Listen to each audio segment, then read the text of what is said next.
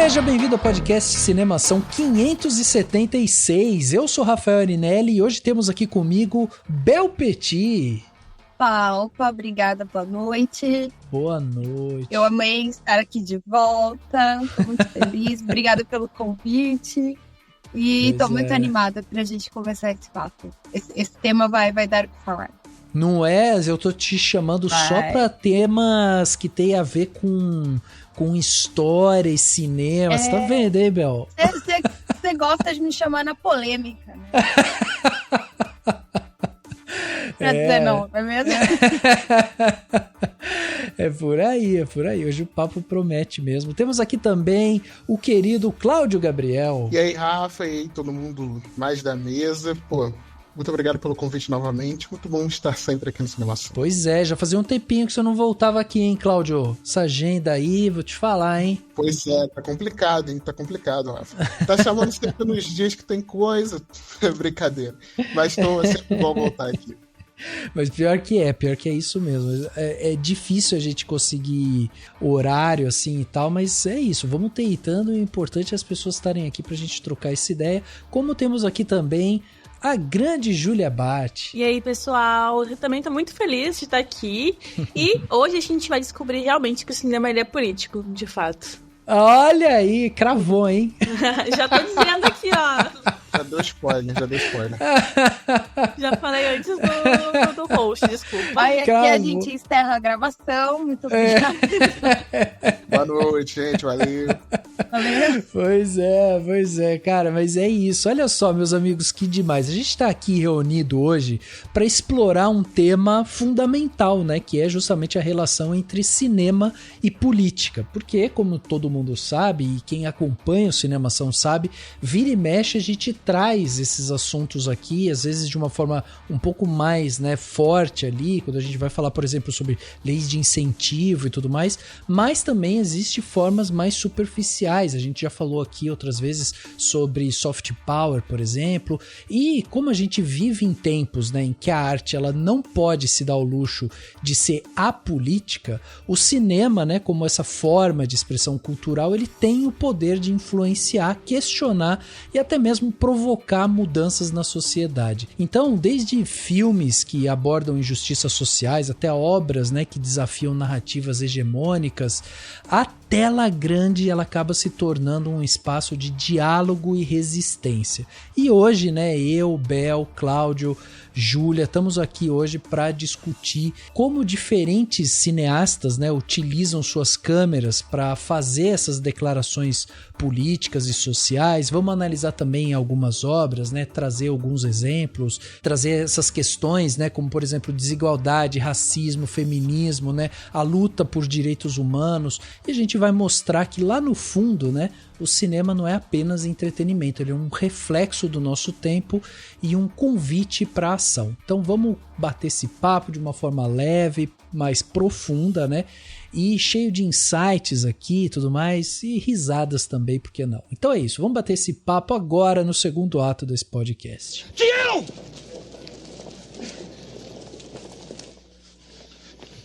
Tião! Quem quiser entrar, que entre! É democracia ou não é? Pô, vai entrando, gente, vai entrando. Fica com medo deles não, porra. Não quer fazer greve, não faz. Vai entrando, porra. Essa greve gorou antes de começar.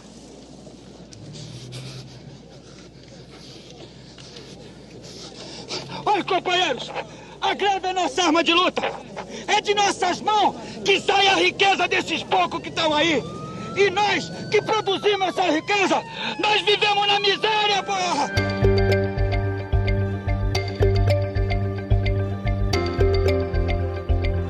O cinema, ele tem esse papel poderoso na formação de opinião e na reflexão, né, sobre o mundo em que vivemos. Aí, quando a gente vai assistir um filme, a gente acaba vendo que através das histórias, dos personagens, da maneira inclusive como aquele filme ele é filmado, né, ele acaba nos confrontando, né, com realidades que muitas vezes a gente prefere até ignorar. Então ele é provocativo, né? Ele acaba sendo provocativo, seja no pensar, seja na mensagem, seja de uma forma direta ou indireta. E a gente tem vários gêneros, tem alguns que são mais mais clássicos, assim como os documentários, né, que muitas vezes expõem ali injustiças, mas a gente pode usar também a ficção, o drama, né, que vão explorar conflitos sociais, a comédia, né, que pode ser usada como crítica sutil, né, à política, por exemplo, enfim. E a gente tem essa questão que, né, a tela grande, ela é esse espaço privilegiado para discutir, questionar,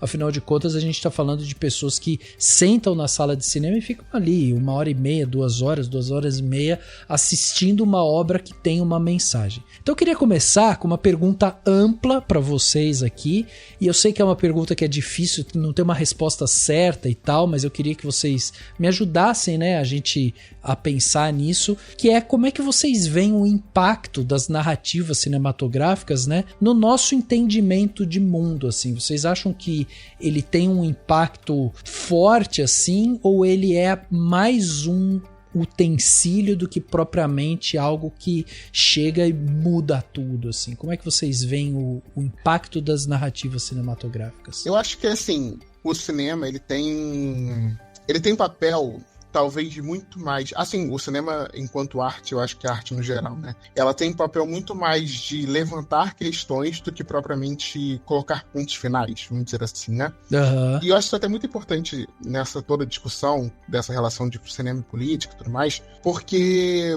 a gente tem que lembrar que, acima de tudo, arte, né, no geral, ela é inútil, né?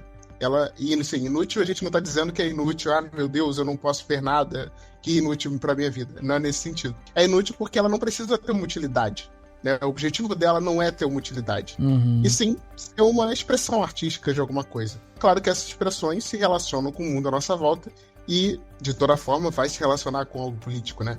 Mas eu acho que é interessante de como o cinema talvez tenha sido a arte que construiu mais impacto, né, ao longo da história, mesmo sendo uma arte muito nova, né? É uma arte do fim do século XIX, início do século XX, mas que construiu muito impacto por ser a imagem, né? E justamente num século, e agora a gente está num momento ainda maior disso, que se relaciona tanto com a imagem, né? A imagem é uma coisa muito forte à nossa volta, é o que constrói, talvez, memória, né? Uhum. Muito fortemente ao longo da sociedade. E é muito interessante como o cinema, ele talvez seja parte dessa construção que a gente observa ao longo do século XX e agora do século XXI, né? Eu acho que a gente até pode pegar, assim, coisas básicas, que a gente vai lembrar, por exemplo, de algum acontecimento. A gente lembra através da imagem em movimento, né? Ou seja, através de uma fotografia, mas a gente lembra desses acontecimentos através de imagens, né? Se eu falo, por exemplo, da bomba atômica, por exemplo, você tem aquela memória da imagem da bomba atômica. Ou se a gente fala, sei lá, do fim da Segunda Guerra Mundial, você vai ter uma imagem do fim da Segunda Guerra Mundial. E essa imagem é muito construída pelo que o cinema e o que a fotografia, mas acho que muito mais o cinema construiu ao longo desse século, né? Mas que agora também reverbera muito forte com as múltiplas possibilidades que a imagem tem com o celular, né? Bom, eu comentei, né, no começo sobre que todo filme ele é político, porque eu acredito que realmente todo o cinema em si, né, ele reflete de alguma forma as ideologias e também os valores culturais e também sociais de cada tempo, né?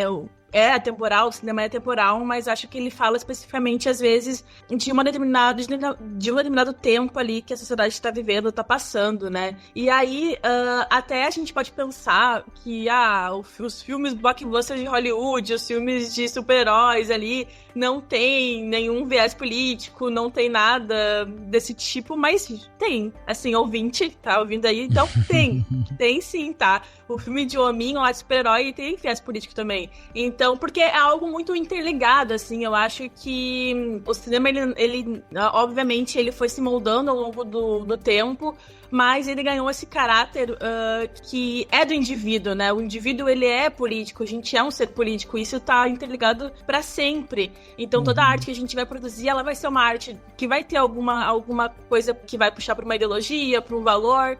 Então, eu acredito realmente que todo filme, ele é político, apesar de que, às vezes, as pessoas não querem dizer que é, sabe? A fala da Júlia foi muito interessante, que eu lembrei das minhas aulas de comunicação, e a gente brincava que a arte sem política é decoração. Porque, né, e aí falando um pouco fora do cinema, a expressão artística, ela tá sempre muito atrelada à política, de diversas formas. Desde o mecenato até os filmes que a gente assiste hoje em dia, e aí o viés político, ele tá em tela também. Ainda mais o cinema, que é uma arte que depende de investimentos e tudo mais, eu não consigo desassociar. E é uma coisa muito doida. Porque depois que você começa, assim como a Júlia falou, a se entender como um indivíduo político, a olhar para tudo ao seu redor com esse olhar político, você não consegue desver. E no cinema também. Essa questão do filme de Almir, depois que eu caí na real do quanto aquilo tem um viés político, e é legal porque é absolutamente sutil, sim, dentro ali da proposta, porque a gente tem N outros filmes que a proposta política, ela é ou o foco, ou ela tá ali como um cenário mais proposital. Eu acho uma bela sacada desses filmes que a política tá ali, mas a gente não tá. A mensagem tá ali, mas não é o foco, mas ela tá ali e não deixa de ser uma mensagem poderosa. Não deixa de ser algo que involuntariamente vai criando algum aspecto do imaginário ou da percepção de mundo das pessoas, sabe? Eu acho até que tem uma questão que é a utilização da arte para que a gente questione, né, a nossa realidade, né? Tem uma frase que uma citação, né, do Adorno, né, que era o filósofo e tal, de Frankfurt, e que ele discutia muito, né, a questão da utilização da cultura e da arte em relação à sociedade capitalista. E aí tem um momento que ele fala em alguns dos seus ensaios, né, ele argumenta que a arte, ela deve ser uma forma de resistência contra a conformidade social e que ela deve promover a crítica à realidade. Ele, especificamente, coloca essa questão da crítica à realidade. Então, pegar a realidade e quebrar ela, observar ela de outros pontos de vista, né? De você tentar desmontar ela. E aí tem um outro cara que daí já vem da parte artística, que é o Brecht, né? Que era um dramaturgo alemão e tudo mais, trabalhou com teatro e tal, e ele falava também que a arte, ela deve ser um meio de questionar e desafiar a ideologia dominante. Então, eu acho interessante porque quando a gente para pensar justamente na utilização da arte como essa forma de você quebrar a realidade, você questionar ela, você passa a ter uma compreensão um pouco mais ampla da realidade que a gente está vivendo ali, né? Então, eu tenho uma frase que ficou comigo muito tempo aqui, que ainda fica, de quando a gente entrevistou aqui pro podcast a Denise Fraga, e ela falou uma vez pra gente aqui, assim, que quem gosta de arte, quem consome arte, não deixa de sofrer, mas a pessoa sofre mais bonito. E eu achei essa frase tão maravilhosa. Fantástico. Fantástico, porque ela dizia...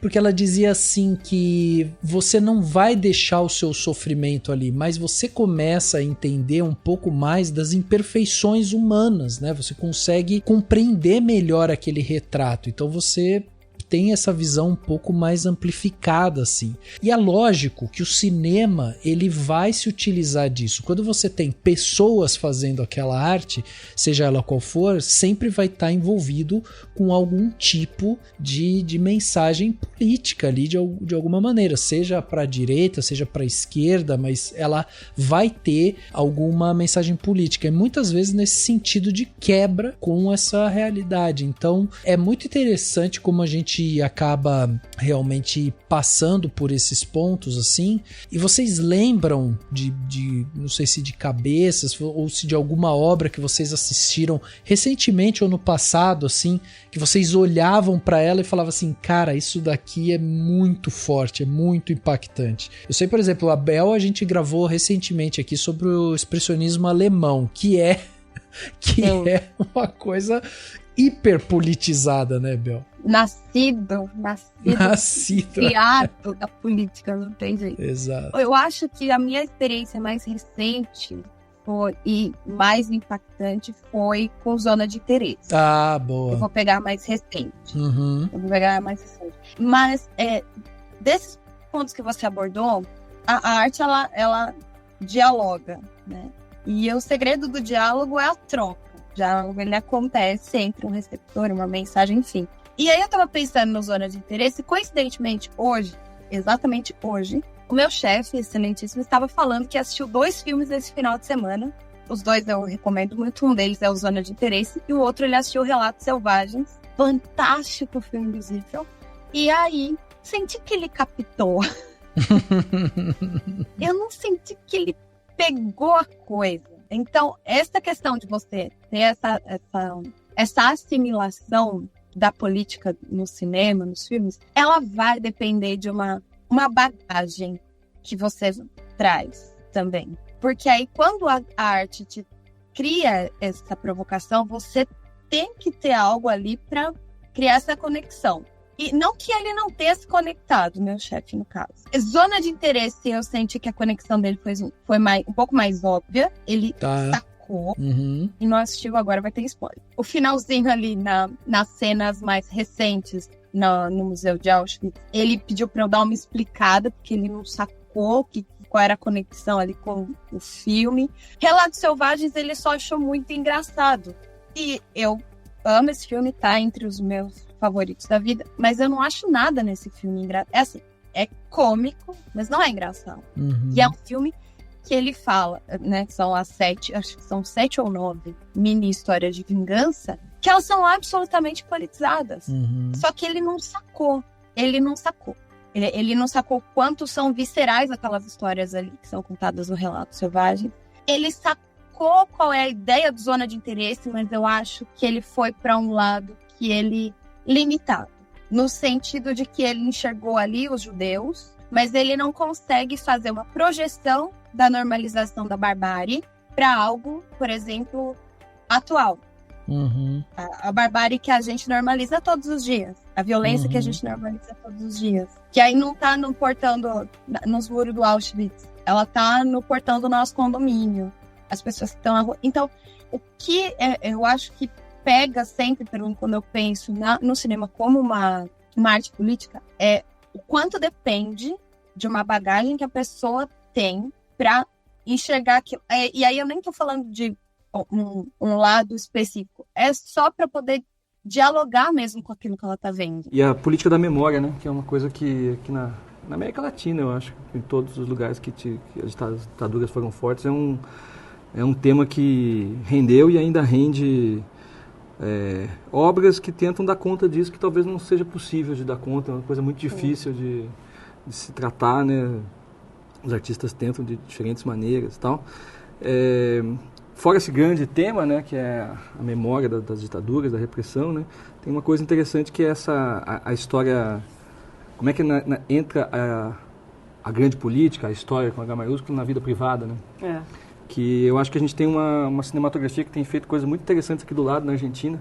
Eu acho que a gente tem coisas a prestar atenção, assim, eu acho que tem grandes filmes, na minha opinião, grandes filmes que estão sendo feitos lá.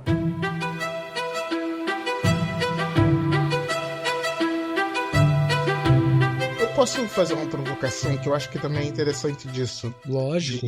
Do que a gente está debatendo, porque assim, e acho que isso é muito importante, assim, de como a gente compreende que a arte, né, e a gente está debatendo aqui especificamente cinema, não vive só também do próprio discurso, né? Aquilo que ele está sendo, ele pode estar falando uma coisa e ele está se mostrando como uma outra coisa completamente diferente. Isso é até muito interessante de como isso vira também um debate muito complexo, né? A Bel citou o Zona de Interesse, e é um filme, por exemplo, que tem colegas e colegas críticos que não gostam do filme porque justamente falam que o filme se contradiz na própria forma. Eu não concordo, tá? Mas assim, de que o filme, ele tá debatendo um assunto, mas na forma que ele tá dirigindo, ele tá sendo totalmente quase passivo com esse próprio assunto. Enfim, que é um debate que se propõe. E é muito interessante também como o cinema ele pode ser essas múltiplas formas, né? De propriamente debater um tema e que ele pode até mesmo ser contra o que ele está debatendo, né? Isso é muito interessante também. Até de certo sentido que vira um debate, né? Porque as pessoas vão ter múltiplas visões do próprio filme e tudo mais. Sim. Eu acho que assim, eu falando até que o que você tinha falado, Rafa, de algum filme recente, eu vi na semana passada O Aprendiz, né? O filme do Ali Abad, do Trump. E esse é um filme muito interessante porque justamente ele não, ao mesmo tempo que ele tá construindo essa figura do Trump enquanto quase um personagem... Enfim, eu até falei brincando no dia que eu assisti que a cena final do filme, sem dar nenhum spoiler, parece quase aquele meme, o passado do vilão, sabe? Sei.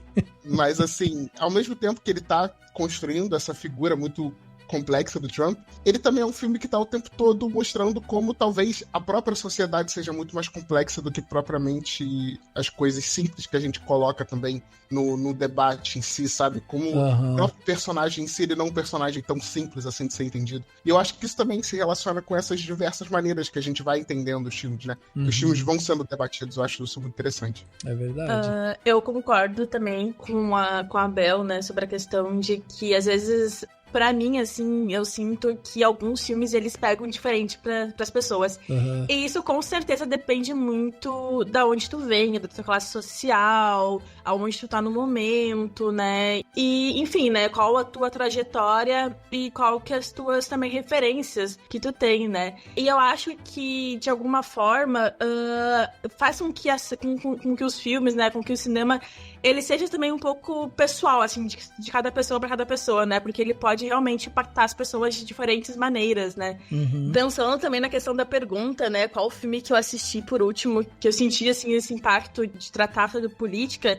Cara, eu vou citar, assim, um filme que eu assisti recentemente, mas é um filme super antigo, assim, que é o Terra em Transe, né? Do Glauber Rocha. Mas eu assisti ele recentemente, assim, sei lá, faz umas 3 ou 4 semanas, não sei. Mas foi recente, foi um filme que eu me senti bastante impactada por esse filme, porque ele fala, obviamente, ali de um momento muito específico, como eu já comentei, que estava acontecendo naquela época, e era naquele exato momento no Brasil, na ditadura militar e tudo mais, mas que conversa, né, e que também fala com o Brasil de hoje, sabe? E aí ele é um filme, como eu falei, atemporal, assim, porque se tu for assistir ele hoje, por exemplo, tu vai ver muitas características que tu vê hoje no Brasil, sabe?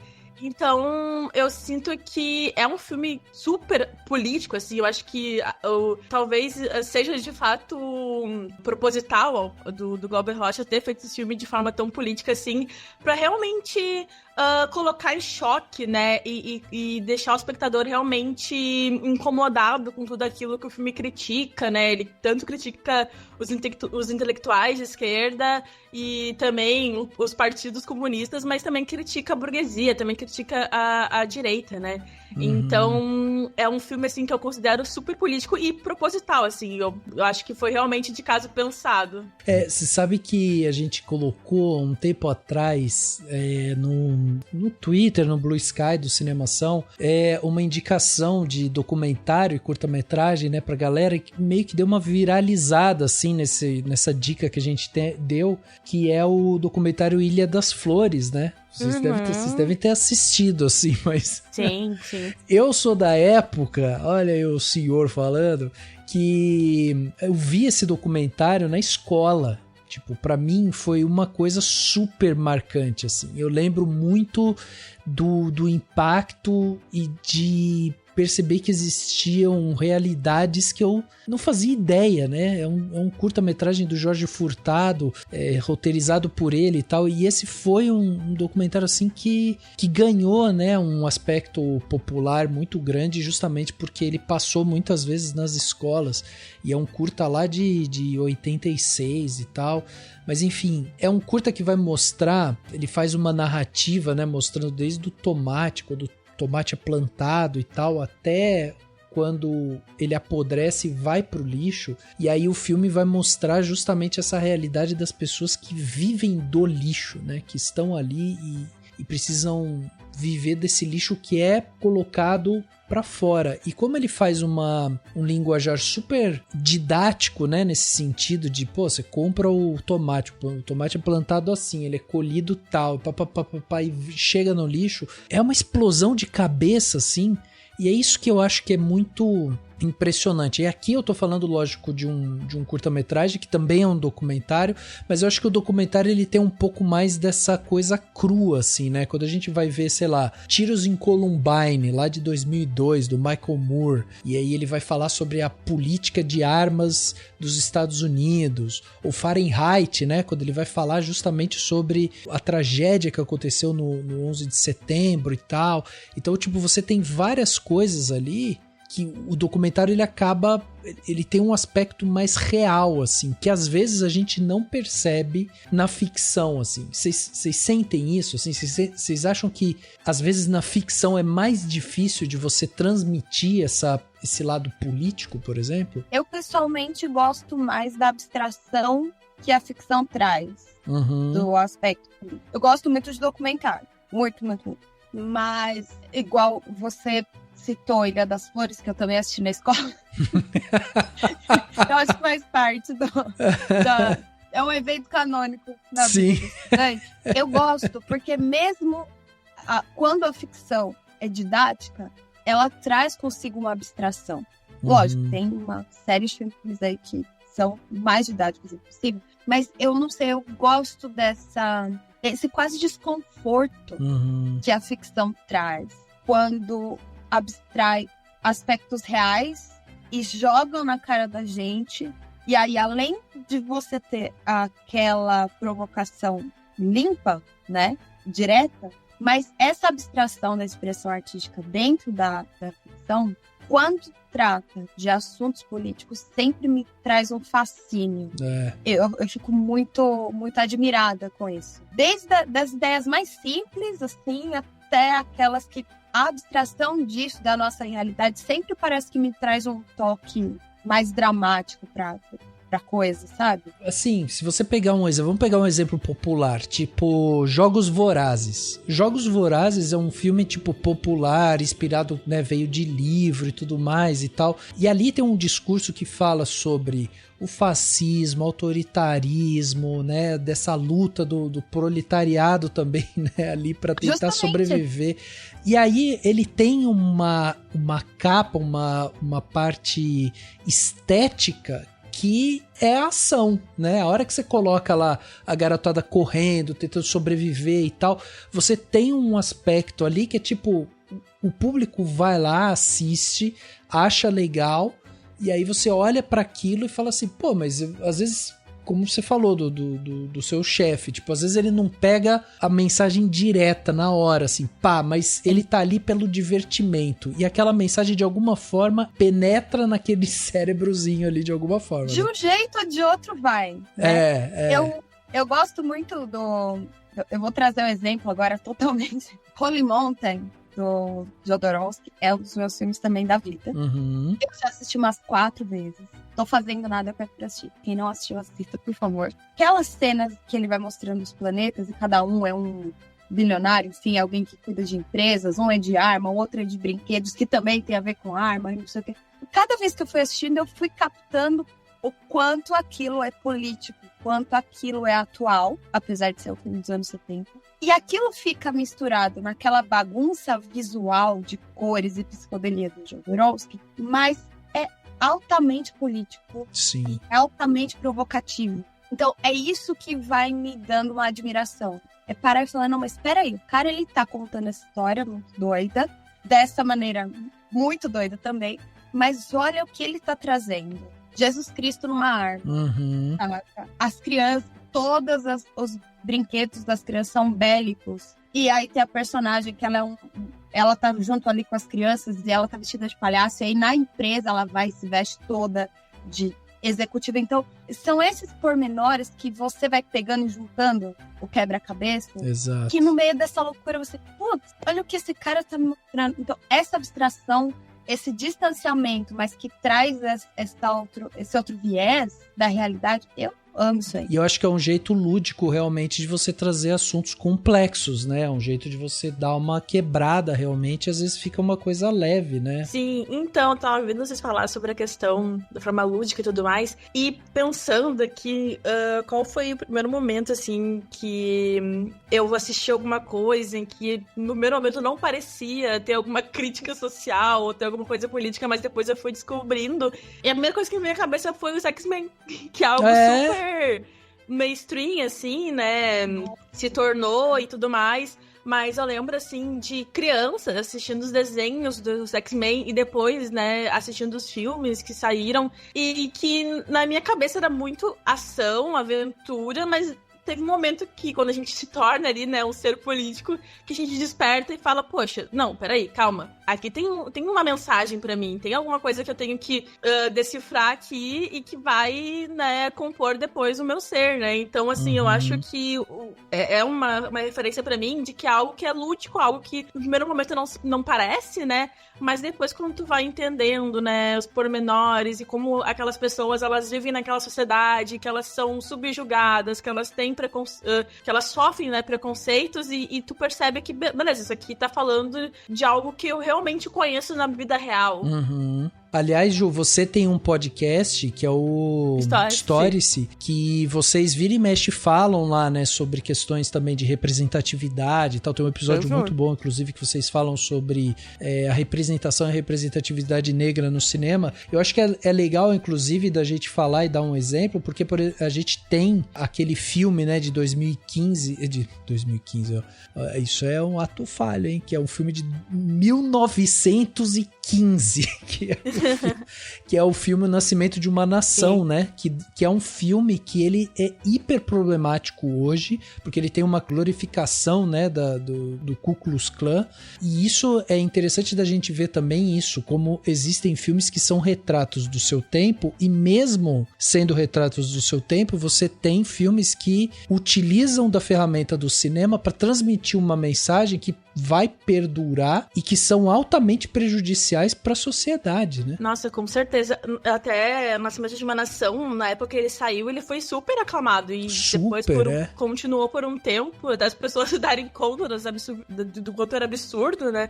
Mas realmente foi um filme em que ele trouxe essa visão, colocando as pessoas negras em uma posição totalmente desigual, assim, sabe? E aí eu acho que tem essa questão de que ele também é uma forma de propaganda, sabe? E aí a gente tem um cinema que acontece, né? De ser também usado como uma forma de propaganda política, né? Então, nesse momento ali, era realmente difamar as pessoas negras e tratar elas daquela forma que o filme apresenta. E isso é algo comum até hoje, assim. O cinema, ele tem essa questão também muito de ser um pouco propaganda, às vezes, de alguma ideologia, alguma coisa. E eu tava lembrando também do Olímpia, que acho que é de 1938, o que o Hitler fez, né? O filme das Olimpíadas, em que foi um filme também, em que era pra vangloriar ali, pra mostrar o quanto os nazistas eram bons, assim, o quanto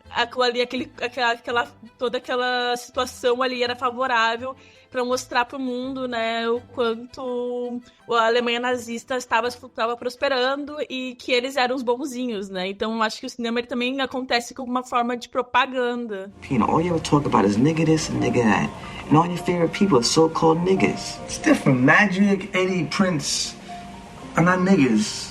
I mean, they're not black. I mean, let me explain myself. They're not really black. I mean, they're black, but they're not really black. They're more than black. It's different. It's different? Yeah, to me, it's different. You know, deep down inside, I think you wish you were black. Get the fuck out of here. Laugh if you want to. You know, your hair is kinkier than mine. What does that mean? O cinema é tão poderoso que não só Olímpia, mas o Hitler, ele tinha toda uma equipe ali cinematográfica do lado dele para realmente fazer essa propaganda dentro dessa linguagem do cinema. E o cinema, ele chega aonde talvez outras artes não conseguem alcançar, apesar do cinema ser uma arte muito recente. E é doido pensar nisso. O quanto o cinema consegue tocar e serve de propaganda, e serve de provocação, e você vai lapidando aquilo da maneira que se quer, né? Complementando, assim, eu acho que é muito interessante realmente do que a Bel e a Júlia falaram, nesse sentido de como realmente o cinema ele é uma forma também de construir visões, né? Eu acho que ele realmente tem essa capacidade muito forte, como eu falei lá no início, desse lado de que o cinema é uma arte muito nova, mas ao mesmo tempo tão impactante, assim, dessa ideia da imagem ter sido tão importante ao longo dos últimos 100 e poucos anos, né? E de como o cinema pode construir essas visões, né? Vocês estavam falando do Nascimento de uma Nação, que é justamente um filme que tem essa construção de uma visão, né? Ao mesmo tempo que ele é um filme que quer abre aspas aqui, tá? Desmistificar a Ku Klux Klan, ele tinha esse objetivo na época, ele também tem o objetivo de ser uma estigmatização de pessoas negras na época. Exato. Ao mesmo tempo que a gente também pode falar de N faroestes aqui, que também tem uma estigmatização dos povos originários, né? Dos povos indígenas dos Estados Unidos, e enfim, constroem essa dicotomia com o homem branco salvador e tal. Mas acho que esse caráter ficcional, ele traz mais... ele é mais impactante, talvez, do que um documentário. Porque um documentário a gente tá vendo uma realidade que talvez a gente imagine que possa acontecer, né? Muitas ocasiões, assim. A gente tem uma noção. Eu acho que o ficcional, ele talvez aproxime muito mais histórias que, em muitos casos, muitas pessoas podem não imaginar que vai ver ou vai viver, ou alguma realidade muito distante que pode ser contada de um outro jeito, sabe? Eu lembro de um filme, não vou lembrar o país, eu acho que é não é Senegal. Enfim, eu já lembro. Não, eu não vou lembrar. É um filme chamado Rafiki. Eu não vou lembrar o país. Maravilhoso. Enfim, é um filme muito legal mesmo. E ele vai mostrar um relacionamento entre duas mulheres que é proibido no país. A homossexualidade, ela não tem pena de prisão e tudo mais. Mas, assim, é um filme que, se a gente parar pra pensar numa base, né, sempre te retirando, obviamente, esse lado político que, obviamente, vai existir, mas que é uma história de amor, sabe? E que tem N outros filmes que são histórias de amores. E de que forma essa política entra aí? Ela entra de um jeito muito complexo, sabe? De como esse país vai se estender a essas pessoas, de como existe não é nem necessariamente, tipo, um preconceito diretamente, mas uma capacidade de Estado de oprimir essas pessoas. Enfim, existem, nesse sentido que eu queria falar de como a ficção ela é capaz de produzir essas histórias menores que têm impactos muito grandes se a gente analisar de um ponto de vista macro. Exato. E até eu tenho uma vez eu tava conversando com uma pessoa e tava falando pra ela essa diferença, né, do documentário pra ficção e tal, e aí eu tava falando pra ela como é impactante muitas vezes a ficção, porque ela transmite esse olhar pra gente do que, assim, ela coloca de forma imagética aquilo que às vezes é só falado. Então vamos pensar numa mesma história, tipo, enquanto num documentário você chega lá pra uma pessoa e pede pra ela, viu, me conta como é que foi o dia tal da sua vida, e ela pega e fala assim, aquele dia minha mãe abriu a porta, eu tava sentado no sofá e ela pegou e falou que meu irmão morreu, e ali, assim, me despedaçou completamente e tal. A pessoa, quando ela conta aquilo, você tem toda a carga emocional em cima dela, da figura da pessoa e no que ela tá contando. Então a maneira como ela conta, a maneira como ela se posiciona, a maneira como o documentário edita aquilo também, ela transmite uma emoção. Então pode ser, inclusive, que você esteja assistindo aquilo e se a pessoa, sei lá, tá nervosa porque tá dando uma entrevista, ou se a pessoa se expressa mal de alguma forma, às vezes você olhando aquilo, você fala assim, acho que ele não sentiu tanto a morte do irmão, não. Ele tá falando de um jeito ali, ó, que, né, o cara deu uma risadinha e tal. Então é uma coisa muito mais de uma fotografia daquele momento. Agora, se você pega e você vai fazer uma obra ficcional e aí você coloca uma pessoa, um ator, sentado no sofá, a mãe abrindo a porta, falando, o ator chorando, e aí a ideia dele se desmanchar, vai por uma câmera dentro da cabeça dele que ele entra num buraco, ou, né, tem aqueles filmes em que o cara ou a mulher cai no sofá e o sofá engole ela pra dentro, assim. Então você tem opções imagéticas que aquilo ali te traduz, às vezes, os sentimentos de uma forma que só falando, às vezes, não pode não parecer, né? Ou pode ser mais difícil de você se conectar com aquilo. Por isso que eu acho tão importante todas essas formas, né? A gente tem, tipo, que nem eu falei aqui de Ilha das Flores, que você vai ver uma realidade e o fato de você ver uma realidade crua, ela te impacta muito mais do que você ir mostrar uma realidade, às vezes, de uma maneira mais ficcional, que às vezes pode não soar tão real, por exemplo. Então tudo isso acaba ajudando a gente a identificar essas coisas, né? E, aliás, Cláudio, eu tô vendo aqui, ó, Rafiki é queniano, o filme é queniano, só pra eu ia gente falar trazer. isso agora, eu tinha visto aqui. Só pra trazer informação. E vocês sabem que eu fiquei impressionado também esses dias, a minha esposa começou a foi rever E o Vento Levou, que é uma obra super significativa, né, dentro do cinema, um filme de 1939, que, enfim, levou Oscar e é um filme, né, de 4 horas, mostra romance, aventura, tragédia e tal. E aí, quando ela deu play no filme, e eu nossa, fazia muito tempo que eu não via esse filme. Hoje em dia, quando você dá o play no filme, ele aparece uma mensagem antes de iniciar o filme dizendo assim: esse filme é fruto de uma época, papapá, ele não representa mais os valores e as questões do mundo atual e tal. Ele traz uma mensagem, um aviso para posicionar você, espectador que tá ali assistindo, que aquilo que você vai ver já não é algo palpável, já não é algo real, material, né? Então ele já dá esse aviso. E é engraçado porque corta esse aviso e entra um texto no começo do filme do Vento Levou, eu não sei se vocês lembram disso, mas entra um texto que diz assim: havia uma terra de cavaleiros e campos de algodão chamado Velho Sul. Nesse belo mundo, a galanteria fez sua última reverência. Aqui foram vistos pela última vez cavaleiros e suas damas, senhores e escravos. Procure isso somente nos livros, pois já não é mais que a lembrança de um sonho, uma civilização que o vento levou. Ele inclui os escravos como algo de sonho. Olha que maluquice isso. Como realmente é fruto de sua época o filme, né? E como esse discurso fica ali dentro de uma forma muito sutil. Não é muito maluco isso? Eu piro nessas coisas.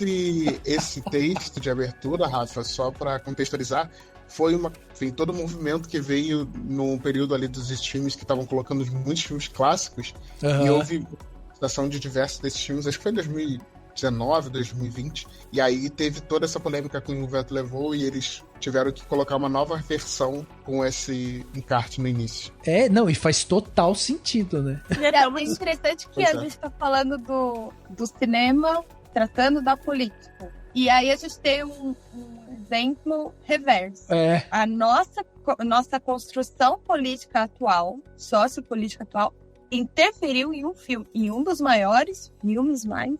E O Vento Levou, apesar de tudo, é um marco do cinema, não tem jeito, né? Isso aí é inegável. Mas foi uma construção política atual que interferiu num filme. Esse caráter dinâmico da arte é uma coisa que é muito da hora. É muito interessante. Eu fiquei fascinada quando aconteceu isso aí. Tem até uma discussão, né, sobre essa questão de reescrever obras e tirar coisas que hoje em dia não fazem mais sentido. E aí eu lembro muito de um livro, né, do H.P. Lovecraft. Eu não sei qual do livro, não lembro qual, mas que ele é um autor de terror e tudo mais, e todas as obras que ele escreveu tinha ali um racismo muito presente. Ele era um cara racista, sabe? Uhum. E não só racista, mas também muitas outras coisas. Houve um movimento, assim, de tentar reescrever essa obra para que saísse esses termos e entrasse outros. O que também, eu acho que tem esse debate, né? Não vamos entrar tão a fundo aqui, porque eu acho que nem cabe. Mas eu vejo, assim, que essa mensagem até, né, do começo é uma forma de mostrar pra pessoa que aquilo ali, obviamente, não se representa mais dessa forma, mas também não interfere na obra em si, porque como o pessoal já falou aqui, é uma obra também super clássica do cinema e que deve ser assistida da forma que ela foi feita, sabe? Uhum. Então, ainda mais... E aí, eu acho que deve ser assistida da forma que é feita, mas com as pessoas, né, que tá assistindo ali, tendo essa noção de que aquilo ali não é mais daquela forma e tendo uma referência, né? Mas que a obra em si não deve ser mexida, porque isso apaga um pouco também a nossa história, sabe? Do que a gente já foi, da forma como as pessoas já foram e como aquela pessoa que escreveu, ou que atuou, ou que dirigiu, pensava, sabe? Uhum. Então, existe esse movimento de apagar algumas obras, mas eu acho que, de alguma forma, isso também é a política, sabe? A pessoa pensava daquela forma, aquele tempo era dessa forma e tem que ser mantido da forma que é. E é a construção, né? É a construção, realmente, desse olhar político mesmo, né? Da gente não apagar uma experiência para que a gente possa construir novas visões, novas pontes e tal. Então, eu né? só acho que é realmente esse ponto que a Júlia levantou muito interessante, porque, de toda forma, esses filmes, enfim, obras, elas existem, né? Acho que existe, não tem como apagar que elas existiram, enfim. E acho que remodelar também é uma maneira da gente não debater, né? Uhum. Vira também um negócio meio simplista, a gente só praticamente passar, finge que não existiu, quase desse jeito, né? Uhum. Sendo que as coisas existiram, assim, o mundo não é limpinho, o mundo não é perfeito, sabe? Então, acho que de toda forma é um debate válido, mas eu acho que é realmente muito importante que não se apague, né, do jeito que foi. Eu acho que é importante que se reflita, né? Eles estão aí para serem levantados e debatidos, enfim. E como vai acontecer com obras lançadas em 2023, 2024, daqui a 20 anos, né? Vão ser refletidas de outra maneira. Eu acho que, no fundo, todo filme é político, né? Quer dizer, na própria escolha do tema, né? E aquele momento dos anos 60, 70 era um momento de transformação no mundo, né? Quer dizer, transformação cultural que depois redundou em transformações outras, políticas, econômicas e tal. Não só no Brasil, como na Europa, nos Estados Unidos, enfim, todos os cinemas, enfim, uma parte da cinematografia, pelo menos, era extremamente voltada para temas políticos, né?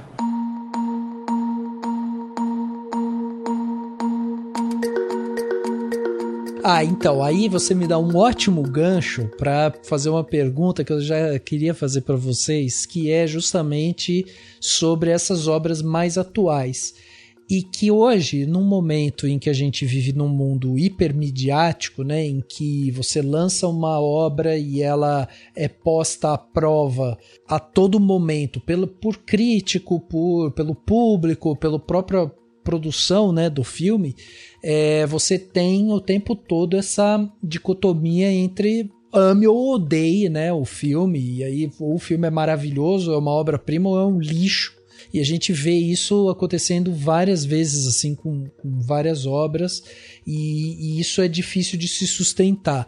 E aí, era isso que eu queria perguntar para vocês, que é justamente a respeito dessas obras que às vezes as pessoas assistem e falam assim, pô, mas você tá problematizando um filme que é pra você ir só ver bonequinho lutar, gente. Tipo, Deadpool e Wolverine, sabe? Assim. Que você tem, tipo, um movimento e que, meu, vocês estão querendo pensar nesse filme como uma obra que tinha que trazer algum tipo de profundidade e tal. Meu, são dois personagens que não existem, que estão ali só brigando e lutando e tal. E às vezes a política ela não tá nem impregnada exatamente na história que é contada dentro do filme, mas a própria existência do filme, ela já é um ato político por si só, né? Eu também concordo, assim, eu acho que quando o filme ele já sai da produção, ele já tá na produção, a ideia, ele já é totalmente político. Até esses filmes que a gente comentou, de hominho lutando, assim, tem esse viés, porque, né, parte de uma pessoa que tem ali uma trajetória, que tem ali uma carga e que vai trazer pro filme que tá produzindo, né? E tem muito essa questão, de que existe um cinema escapista, que é só pro entretenimento, que a gente pode falar tanto filme de super-herói, mas também as comédias românticas, mas pode não ser que seja uma mensagem totalmente óbvia, mas ela tem uma posição política, sabe, de alguma forma. E pode não ser também até no filme, mas eu acho na questão da produção, de como aquele filme ele foi. A gente pensa muito no filme como o resultado final, né? Mas eu acho que a gente talvez tenha que pensar também um pouco como algo que começa desde de uma pré-produção. Então tem toda uma fase, né, para passar e para chegar naquele resultado. Então, acho que tudo isso que traz até aquele filme, ele pode ter ali esse viés político que leve para algum lado, né? Então, Assim, eu acho que, como eu falei, até os filmes dos super-heróis, porque a gente pode, sei lá, pensar que sempre tem uma figura, por exemplo, que a gente vê muito em filme de herói, que é a figura de um salvador, sabe? Que Sim, tá ali pra ser fora do tradicional e pra reforçar essa ideia de individualismo e de heroísmo e que questiona ali o poder, as estruturas de poder, e isso é política também, sabe? Então não tem como a gente desassociar a política desses filmes que são mais voltados pro entretenimento. Eu acho que até voltando para aquele ponto, quando eu falei para vocês sobre a frase da Denise Fraga, do sofrer mais bonito, se você pega uma obra dessa, que é uma obra assim que tem um pé, né, muito fixado no entretenimento puro e simplesmente, quando você consome arte, você consome poesia, você consome, enfim, quadros, pinturas, você lê os livros e tal, tipo, quando você começa a passar por dentro desse ambiente hiper artístico, assim, a hora que você senta para ver um filme, qualquer ele que seja do mais de entretenimento até o mais poético e, enfim, mais maluco possível, você sempre olha para ele com esse olhar de que alguma coisa queria ser dita ali, porque é isso, né? O cinema é isso, os filmes são uma obra que alguma coisa quer ser passada, uma mensagem, seja ela de otimismo, de pessimismo, enfim, mas alguma coisa vai ser passada. E isso que você falou, Ju, é interessante porque quando tem um filme de super-herói, e aí, se você for olhar pra trás, tipo aqueles filmes do Rock e tal, que o vilão era sempre o cara, tipo, era o russo, né? Era sempre essa galera, tipo, existe ali já uma mensagem política nesse sentido, de estabelecer, ó, o herói são os Estados Unidos, os vilões são os russos, então eles vão estabelecendo narrativas políticas ali que fica tudo meio subentendido, tá tudo meio ali de uma forma, né, não tangível e tal, mas tá ali dessa forma.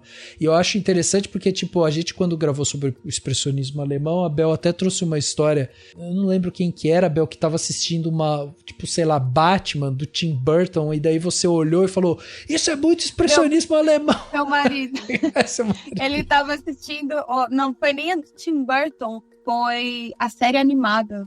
Tá, exato. Todo dia ele assistiu um episódio, todo o episódio falava, então, você sabe, né? Que isso aí... Pois é. E é uma outra camada, né? Porque é uma outra camada de pensamento político também dentro da obra. Porque se você for fazer uma conexão, tipo Batman, que é um super-herói, com o expressionismo alemão, que é um movimento de desânimo, né, da galera, tipo, querendo mostrar essa tristeza do que estava acontecendo e tal. E aí você pega essa expressão e coloca dentro de uma animação pra criança, né? Tipo, pra adolescente, sei lá. Essa depressão toda é Gotham, completamente. Tem tudo a ver. Mas eu queria um pouco além, ouvindo que vocês estavam falando sobre filme de hominhos e super-heróis, etc. Pra mim é um pouco inevitável não acabar pensando dentro da perspectiva cultural como um todo. Uhum. Eu poderia dizer que filmes de puro entretenimento têm um efeito político, sociopolítico ainda maior do que aqueles que têm um viés propositalmente político. Por exemplo, o quanto a Disney e, né, por extensão, os Estados Unidos não têm feito em investimento e recebido grana de turismo por causa de filmes da Marvel. Sim. A galera que vai até o país. Ou eu gosto muito de falar de soft power, não adianta. É um dos meus favoritos. Mas é demais mesmo, é demais. Mas soft power, que hoje não tá tão forte, os estadunidenses não estão gostando disso, porque tem aí uma briga feia com outros elementos culturais que estão vindo, principalmente da Ásia, e estão, né, fazendo um barulhinho que os americanos não estão gostando. Mas existe ainda um soft power estadunidense pesadíssimo. Uhum. E esses filmes de puro entretenimento, eles têm esse efeito, porque o soft power, ele é político. Ele é uma estratégia política. Isso é indiscutível. O efeito que isso causa nos nos espectadores e o interesse que traz em, não, eu vou visitar aquele país, eu vou visitar aquele estúdio. Isso cria uma cultura, uma microcultura ali, que tem um efeito político muito forte. No sentido de você criar uma empatia com um determinado país e, putz, não tenho tanto interesse naquele outro. Ele acaba se estendendo da tela, daquela coisa inocente dos hominhos lutando, para uma identidade com a cultura de um país que não é o seu. Uhum. E isso é muito mais fácil, é muito mais plausível dentro de filmes que são por entretenimento. Exato. Porque isso acontece sem você perceber que está acontecendo, né? Você só se toca, ou talvez nem isso, quando você está lá comprando, você está enfrentando uma fila gigantesca para tirar um passaporte para Disney, sabe? Eu acho isso muito maluco mesmo, porque quando, assim, a gente já viu aqui dentro do Cinemação mesmo, e eu acredito que vocês também, né, fazendo o trabalho que vocês fazem, escrevendo, produzindo e tal, sobre cultura, é impressionante como a gente vira e mexe se depara com isso, né? Você vai analisar uma obra, e aqui eu tô trazendo tipo Deadpool e Wolverine, porque eu acho que foi o último assim que deu mais polêmica.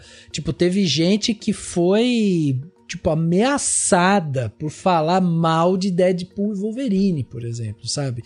Teve uma galera que ficava ofendida e tal. E se você trazia argumentos do tipo, olha, o filme ele não tem, sei lá, ele trouxe alguma coisa que não encaixava legal ali e tal, existia tipo toda uma cultura já ao redor de tipo, mas meu, isso daí é só um filme de bonequinho, tipo, ele não precisa. Mas porque transcende, cria uma identidade muito fácil, e é uma identidade que ela não é aquela identidade dura que ela é trazida com uma discussão mais pesada como um documentário, por exemplo.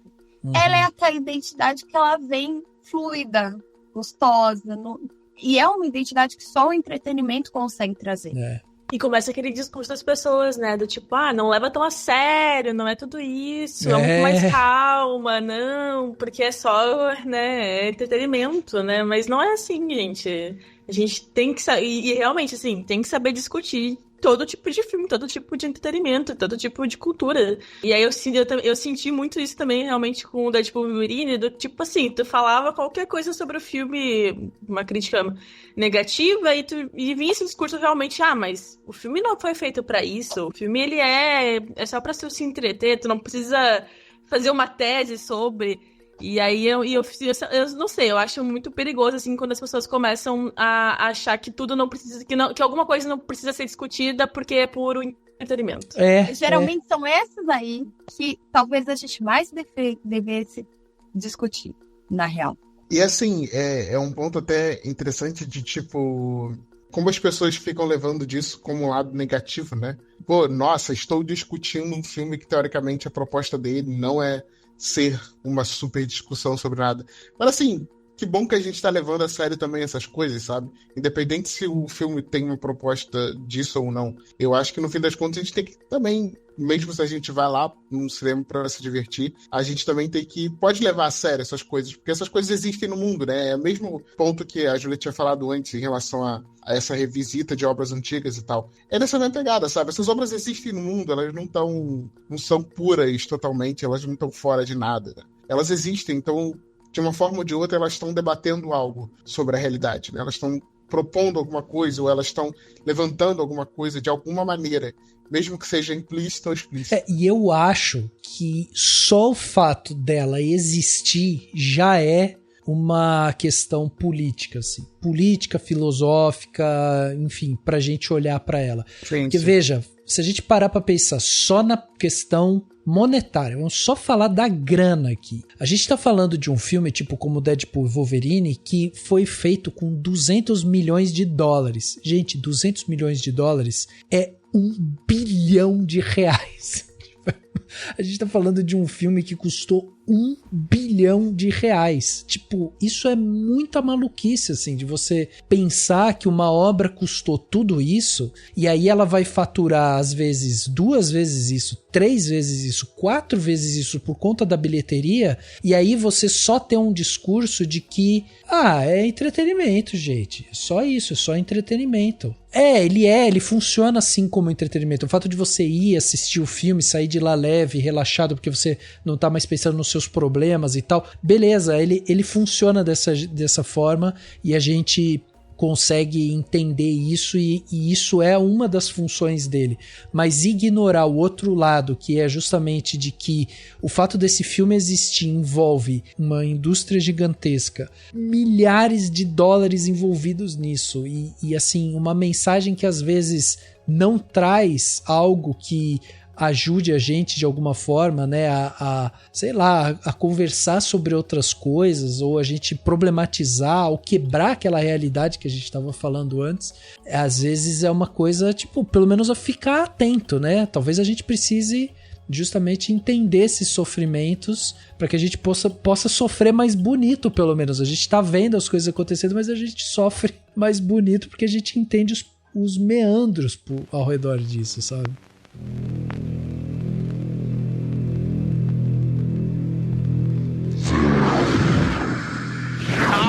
Masters! What do these things want, and why are they here? You still don't get it, do you, boy? They have recruited the rich and the powerful. They're running the whole show. Wake up!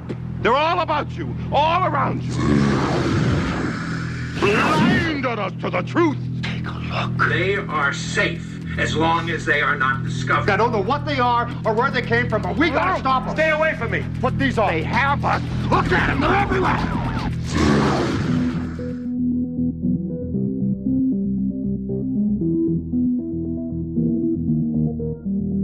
Eu queria perguntar para vocês também se vocês têm algum ou cineasta ou algum filme e tal que vocês recomendam, até antes da gente fazer nossas recomendações, né? Mas se vocês recomendam porque são vozes que às vezes elas estão sendo amplificadas ou enfim, são vozes que silenciam outras vozes, não sei, mas alguma coisa que, assim, algum cineasta, alguma obra que vocês falam assim, isso daqui é muito interessante para quem quer ter um olhar um pouco mais politizado, né, da utilização do cinema, essa obra ou esse cara que faz filme aqui, ou essa mulher que faz filme e tal, enfim, essas pessoas aqui são muito boas de consumir, assim. Tem alguém que vocês recomendam, assim, ou algum movimento também, porque a gente pode falar de cinema novo, né, falamos aqui, dei os exemplos do expressionismo alemão, mas tem o neorrealismo italiano também, enfim, que são todos movimentos que partem desse ponto político para a criação do movimento. Mas tem alguma pessoa, assim, que vocês falam, putz, isso daqui, eu curto, assim. Tem alguma pra você, Cláudio? Eu posso falar 2? Lógico, opa! Eu vou colocar 2 cineastas aqui e que, ao mesmo tempo que eles são tão contrários, de certa forma, e que talvez expressam pessoalmente lados políticos até opostos, mas eu acho que eles têm reflexões políticas muito interessantes no cinema deles e que são cineastas que as pessoas conhecem, que talvez nunca tenham prestado atenção nesse quesito nos filmes.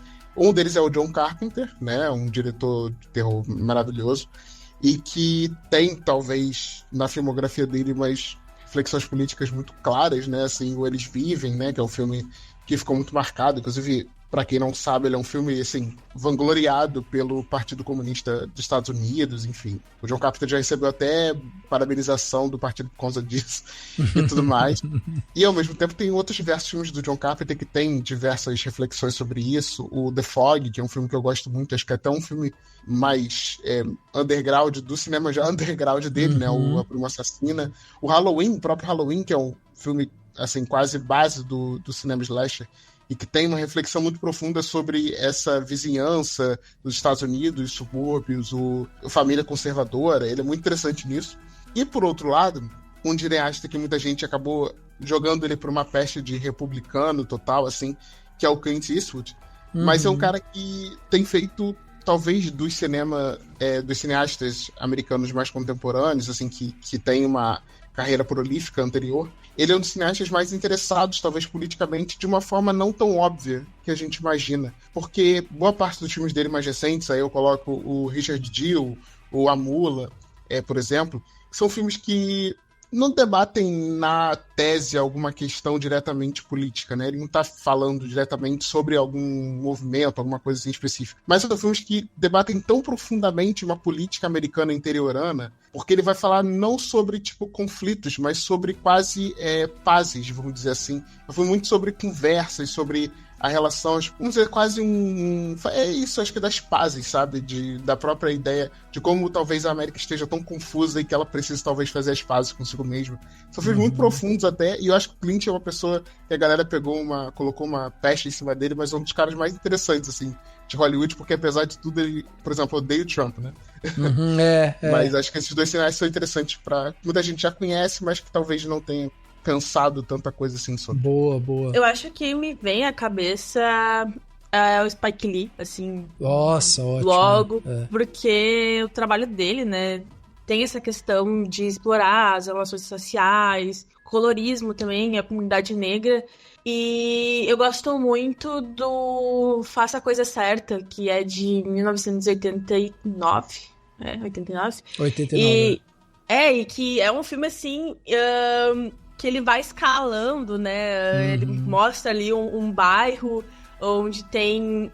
faz tempo que eu vi o filme, mas eu lembro que tem esse bairro que as pessoas, elas acabam divergindo em relação às etnias mesmo, né? Tem pessoas negras, pessoas que são de origens italianas, e aí a tensão ali do bairro, que também tem a questão ali de ser um lugar super quente, né, e do calor e tudo mais, vai escalando até se tornar uma grande confusão onde vai debater essas questões raciais.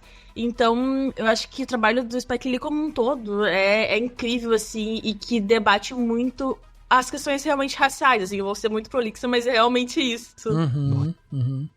Não, eu acho um ótimo exemplo, o Spike Lee é um ótimo exemplo mesmo. E pra você, Bel, tem algum aí, um filme ou um diretor que exemplifica essa intersecção, né, entre cinema e política, assim? Eu vou trazer dois, mas bem pop. Tá. Pop. Mas é porque eu gosto da maneira que eles trabalham política de uma maneira menos óbvia. Nada contra o óbvio, didático, é muito importante também. A política dentro do cinema um pouco mais ácida, mas eu gosto como eles transitam nesse viés político, de modo que você tá assistindo, opa, não, mas espera aí, isso aqui é altamente político. Um deles é mais pronunciado, que é o Bong Joon-ho. Eu gosto muito de como ele transita dentro da política. E apesar dele ser asiático, de um lugar completamente diferente do nosso, ele consegue sempre abranger de uma forma muito universal. Então, apesar de... Vou dar também o exemplo mais pop. Apesar de Parasita ter muitos aspectos da cultura sul-coreana, você assiste e não tem como você não enxergar qualquer outra cidade de qualquer outro país que tenha tão marcadas diferenças de classes e tá ali. Mas pera, isso é na Coreia do Sul? Não, mas dialoga com a gente. Então eu gosto da universalidade que o Bong Joon-ho traz nas obras dele, mesmo quando ele trata de aspectos tão específicos da cultura de onde ele vem. E eu gosto muito da maneira que ele abstrai isso, né, nos filmes dele. Então, esse, totalmente óbvio, tá? Tô nem aí. Outro também totalmente óbvio é o Jordan Peele. E eu gosto de Jordan Peele porque ele é um cara que até então a gente conhece pelo terror, né? Não é todo mundo que consegue trabalhar legal o aspecto político no terror. Eu acho interessante a maneira como ele coloca ali. Não, talvez ele já vai para ele já se envereda ali por algo mais sociopolítico, não tão política pura quanto o Bong Joon-ho, mas ele sempre traz um aspecto sociopolítico muito forte nos filmes dele. De uma maneira também totalmente lúdica e abstrata, que quando você percebe tá lá. E eu gosto disso. Eu acho que a gente tá precisando também sair um pouco do óbvio e provocar mais através dessas outras formas de linguagem imagética, sabe? Acho que são acho que são ótimos exemplos mesmo. Eu queria citar também que uma diretora que eu gosto muito, que eu acho que seguiu por um caminho assim, é a própria Ava DuVernay, né? Eu acho que é uma diretora interessante de se observar, as obras que ela tem feito. E aqui no Brasil tem um diretor que eu acho que é o que hoje talvez seja o maior símbolo desse cinema político e tal, que é o Kleber Mendonça Filho, né? Que é um cara que vira e mexe, expõe, né, muito as posições dele. A gente já viu ele em Cannes, né, expondo e tal, e é um cara que eu acho que tem essa coisa muito vocal, assim, da posição política dele e desse posicionamento político. E a Petra Costa, né, que também é uma documentarista brasileira, chegou, né, a ter lá o Democracia em Vertigem em 2019, indicado ao Oscar de melhor documentário, e a gente torceu, né, por ela, e eu acho que ela tem esse olhar também muito politizado, né, para dentro das suas obras. Eu acho que são dois aí aqui do Brasil que a gente pode ficar de olho. Eu acho que é isso, né? Eu acho que desse papo aqui a gente conseguiu extrair muitas reflexões, assim. Eu acho que o que mais fica é justamente o fato de que tudo que a gente acaba assistindo, que a gente acaba consumindo, é importante a gente ter um pouquinho de consciência daquilo que está sendo feito ali, para que a gente não seja só massa de manobra, né? Muitas vezes para a galera que tá ali tentando de alguma forma mandar suas mensagens pra gente, ou querendo, né, implementar alguma coisa. É legal a gente ter essa visão crítica, não é para deixar de ver algo que de repente você curte, que você se diverte e tal, mas é importante você ter esse senso crítico justamente para que você consiga olhar para as coisas e saber exatamente o que a gente tá consumindo, né? A gente faz isso com comida, né? Tipo, eu adoro comer meu McDonald's, mas eu acho mas ele é uma porcaria, né, gente? Então acho que é por aí, né?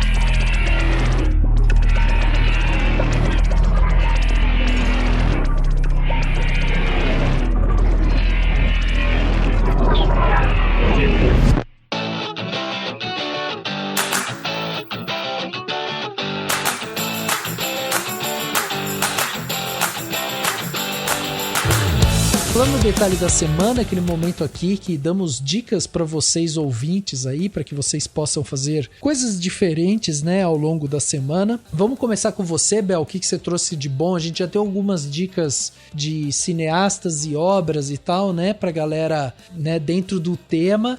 Então aqui você sabe que você pode dar dica de qualquer coisa, sobre qualquer coisa, né? De qualquer coisa, pode até ser bebam água, Bel. Eu vou trazer 2 dicas. Boa.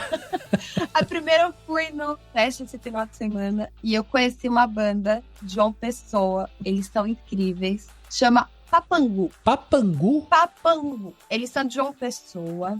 Eu nem vou tentar definir o estilo que eles tocam, porque não sei, uns dizem que é progressivo, outros... Eu não vou tentar descrever. Ouçam, é uma coisa fantástica, fantástica. Eu não conhecia, nunca tinha ouvido falar. Na primeira música eu já estava completamente entregue, os meninos são bons. Ouçam Papangu. E sigam eles no Instagram, porque eles têm poucos seguidores. Sério, é um som muito bacana, muito inventivo, muito criativo. Recomendo demais. A segunda dica é descansem. Gente, descansa. Sempre bom, sempre bom. Descansa. Mas ser produtivo... Não, descansa. Não tem certeza não, é bom. E aí? Nossa, eu vou fazer uma confissão aqui, porque a Bel, eu vejo os posts que a Bel faz no Blue Sky, e daí ela falou isso, né, sobre o ócio, e às vezes como você tem que forçar o ócio para que você, né, consiga descansar. Forcem o ócio. Sua mente tá lá, seja produtivo. Não, só de raiva eu vou ficar parado. Sério, descansem. É muito necessário. Forcem o ócio dentro de vocês. Cara, e esse final de semana, especificamente, eu fiz exatamente isso, assim. Eu teve uma hora que eu falei assim, eu preciso me forçar a não fazer nada. Porque tem um momento do dia, não sei se vocês sentem isso, mas tem um momento do dia que às vezes você se olha e fala assim, caraca, eu preciso produzir alguma coisa, eu tenho que fazer alguma coisa, eu tenho que criar alguma coisa. E às vezes é justamente o oposto, você tem que não fazer nada para que depois você possa criar.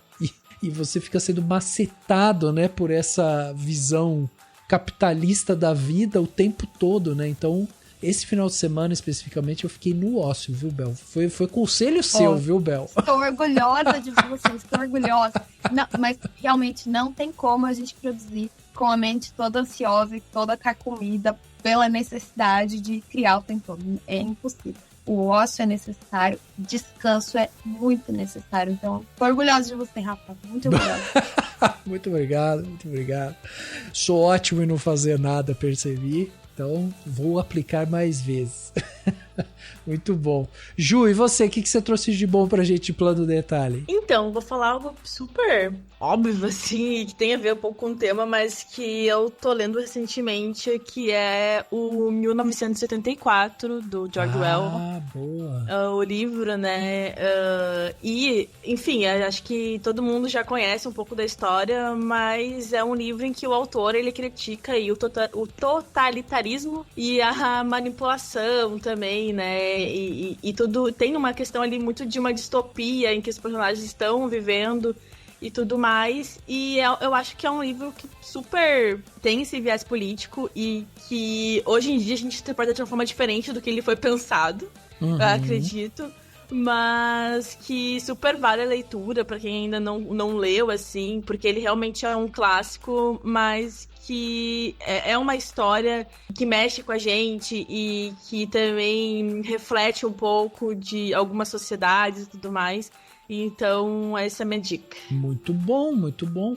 E é uma doideira, né, Ju? Porque você tá lendo o livro em 2024, ele foi escrito em 1949 sobre 1984. Olha que loucura. Você tá no meio de uma viagem no tempo aí, Ju. Exato. Já percebeu isso? Nossa, meu Deus.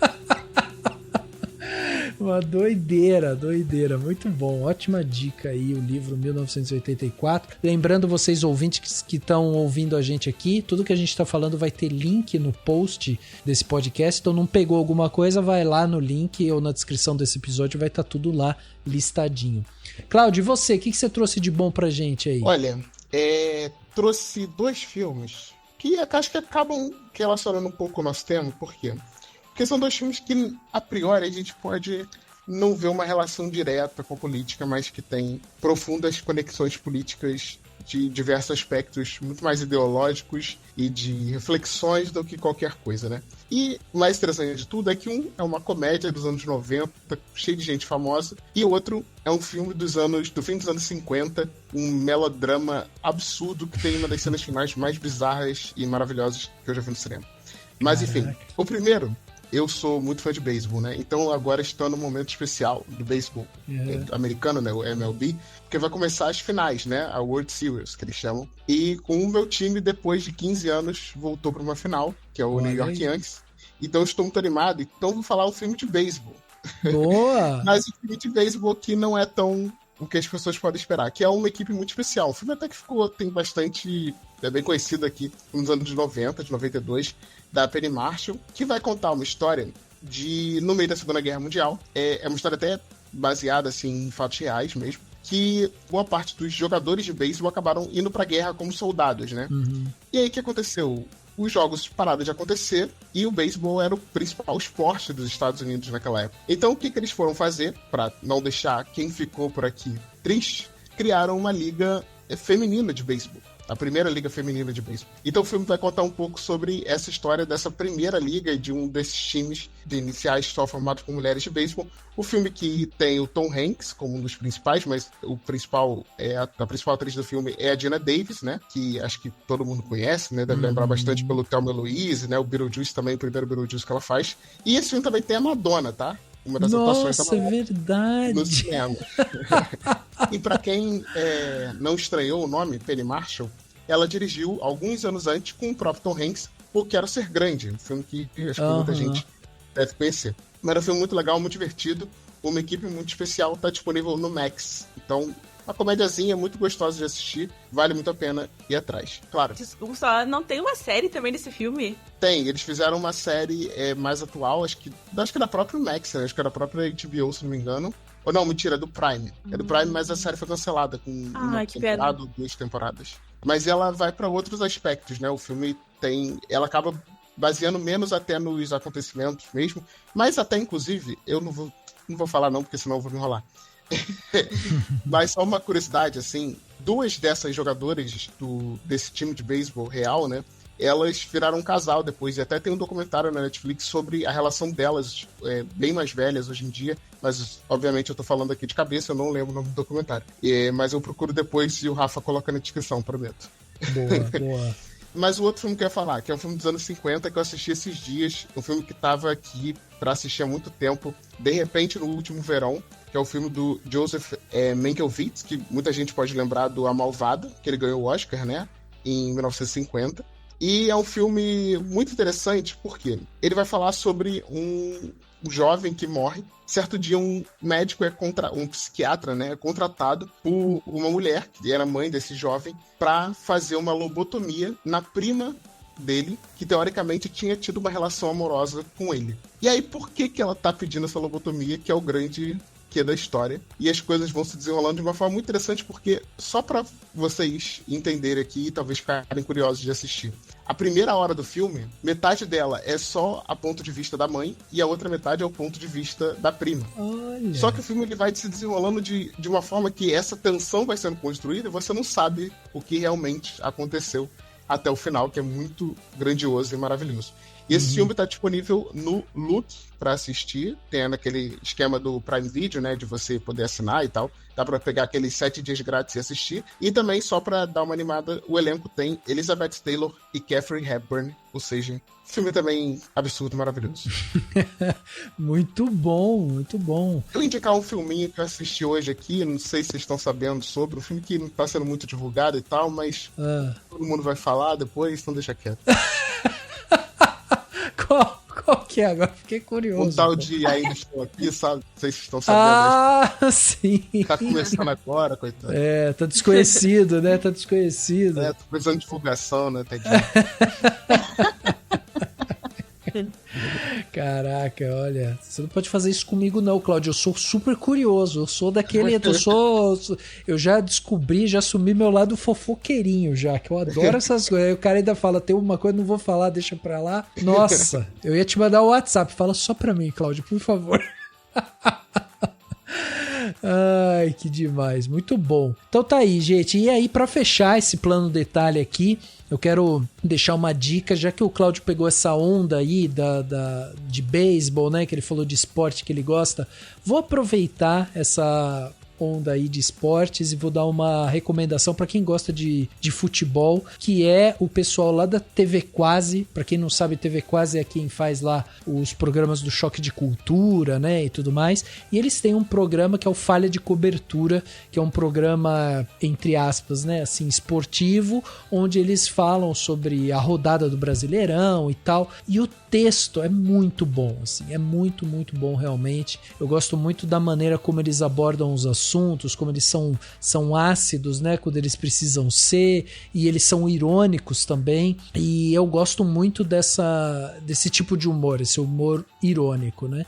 Então a gente tem ali uma bancada, simplesmente uma bancada com 2 personagens discutindo o que está acontecendo no futebol brasileiro. Às vezes eles falam da seleção e tudo mais, enfim, eles estão agora com uma temporada nova, justamente falando do Brasileirão desse ano, e aí toda final de rodada eles soltam um vídeo falando o que aconteceu e fazendo as análises mais malucas que tem. É uma coisa meio The Office, pra quem gosta daquele humor sarcástico assim, acho que vai gostar muito de Falha de Cobertura, que é uma coisa muito parecida com o Choque de Cultura, só que pro futebol, assim, vamos dizer assim. Então é isso, fica aí essa minha recomendação, TV Quase, Falha de Cobertura, tá no YouTube, facinho de assistir.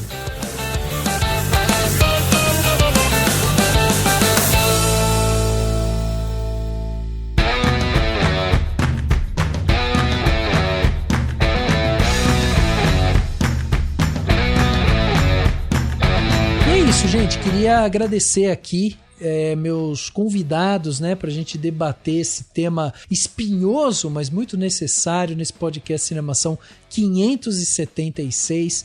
Muito obrigado por vocês terem doado o tempo de vocês e vindo aqui pra gente poder conversar. Acho que isso é o mais importante, né? A gente poder trocar, a gente poder refletir. Então, Bel, muito obrigado pela sua participação aqui e queria que você deixasse o convite para quem quiser acompanhar você em outros projetos, para quem quiser acompanhar você nas redes sociais. Como é que faz, Bel, para te encontrar? Primeiro, eu que agradeço o convite, eu fiquei muito feliz.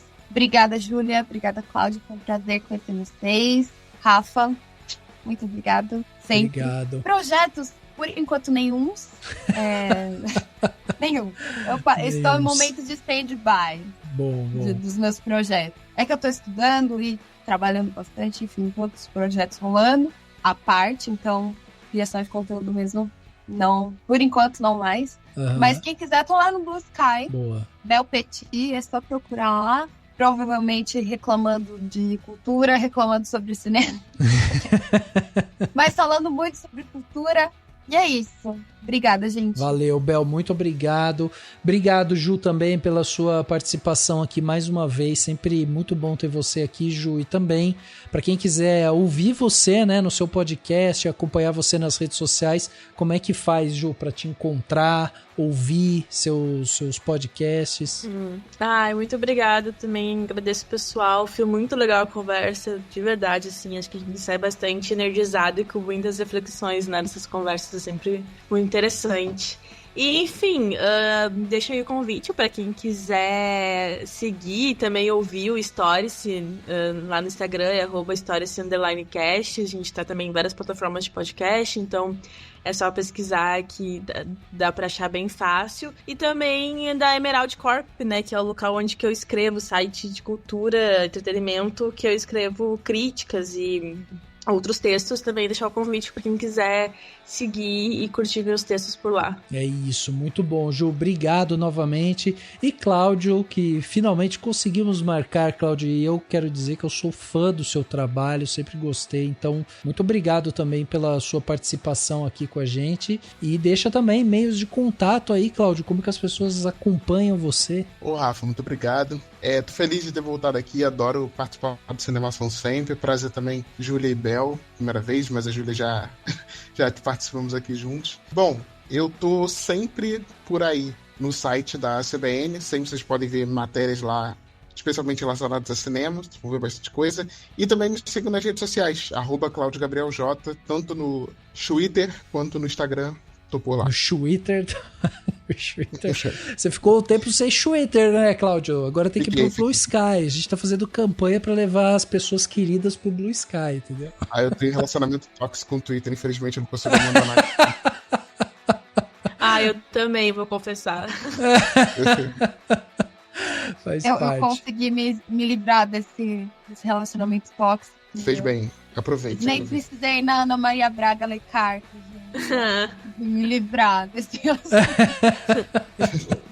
Mas eu ainda dou uma olhadinha lá. De vez em quando. Eu tô assim também. Às vezes vou lá, dou uma olhadinha, mas já saio logo, porque dá 2 scrolladas lá, você já fica em choque, né? É isso, pessoal. Para você aí, né, que curtiu o episódio de hoje, você quer continuar essa conversa com a gente, seja, né, para mandar crítica, perguntas ou compartilhar suas próprias ideias, só aparecer nas nossas redes sociais, procurando sempre por @cinemacal ou mandar um e-mail para contato@cinemacal.com. A gente adora ouvir o que vocês têm para dizer, então envie aí seu contato, segue a gente lá nas redes sociais, que estamos lá em todas elas, no Blue Sky, né, e por aí vai, Twitter e Instagram e tudo mais. Quer trocar uma ideia direta comigo? É só me procurar aí nas redes sociais também como Rafa Arinelli, sempre bom conhecer quem tá aí do outro lado, ouvindo, então entre em contato, vamos trocar essa ideia, e não se esqueça de seguir o podcast do Cinemação, né, pode ser no Spotify, na Apple Podcast, no Deezer, Castbox, Orelo, em todos os agregadores aí, assim você recebe todos os episódios fresquinhos no momento que eles saírem, você já vai lá e já faz o seu download download, pode ouvir ele durante a semana toda aí. E fica também o convite, se você quiser apoiar o Cinemação com o valor de um cafezinho, você já ajuda demais a gente aqui, e além de ganhar presentes exclusivos no final do ano, você também entra para um grupo super especial no WhatsApp. O link para se tornar um apoiador tá no post desse podcast. O podcast Cinemação 576 fica por aqui e a gente se vê no próximo.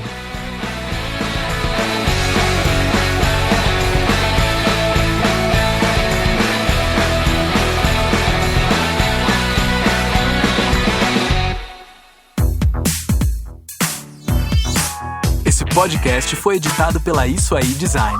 Tudo isso é forma com função. É design estratégico. É isso aí.